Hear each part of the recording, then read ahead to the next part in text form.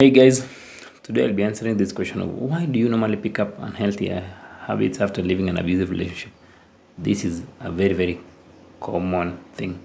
Actually, when I work with clients, one of the questions I ask them before I work with them is what unhealthy habits have you realized or have you started engaging in after leaving the abusive relationship? And normally the main habits are smoking, excessive drinking. Someone might say like I'm taking beer every day, or I'm taking a bottle of wine every day, or lack of exercise, binge eating, emotional eating, procrastination, overthinking, or just all those destructive habits, or all those habits which are not good for your health.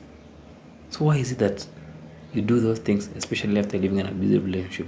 So the main reason is something about these habits is they have some bit of temporary gratification. Like they have some good side, especially something like drinking or smoking.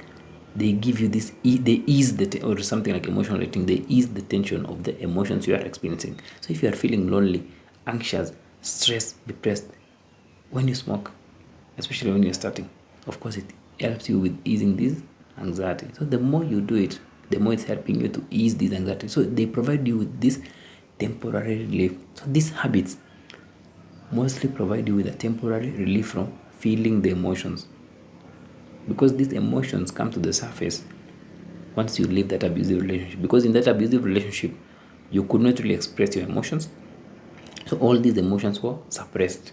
But now once you come out of it, these emotions need to be processed and released, but because you've never really felt in touch with your emotions, you find it really hard to feel them, or you feel overwhelmed by them. And when you feel overwhelmed by emotions, you look for an escape, and then that escape now turns out to be unhealthy habits.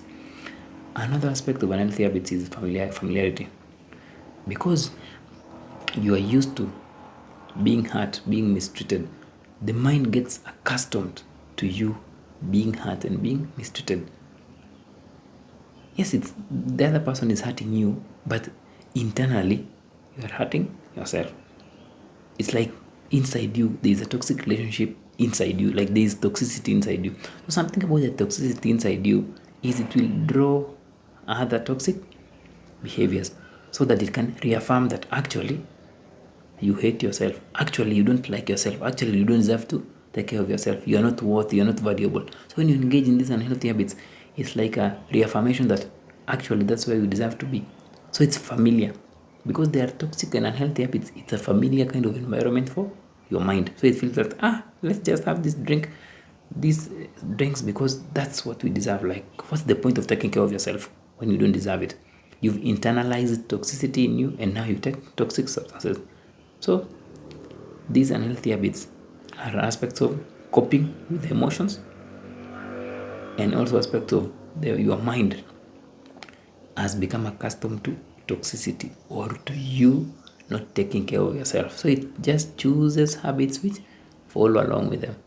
Hope that makes sense. That's why it's very costly not to work on healing or processing those emotions after abuse. It's not even just because of the relationship or attracting toxic relationships. No, you also end up attracting unhealthy and destructive patterns in your life, which will end up ruining your health. So you left the relationship, yes, which was harmful to you, but you are also hurting yourself by engaging in other harmful behaviors. This is because something about problems is they always hold hands with other problems.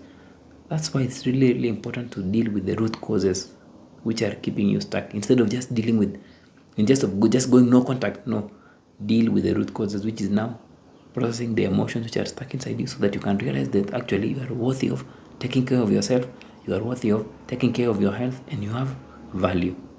So once you deal with these things, that's why most of the time when I work with clients, the first thing they say is, I actually stopped vaping, I actually stopped this, I'm now starting to take care of myself. Because all those things actually are symptoms. That's the interesting perspective of working on yourself on a deeper level. Like you also end up dealing with those other symptoms, those other visible manifestations of root causes. Hope that makes sense. You pick up unhealthy behaviors because you feel that you deserve them, and because the mind has become so familiar with you being in toxic environments, or toxic relationships. Hope you found that informative, guys. Until next time, have a nice day.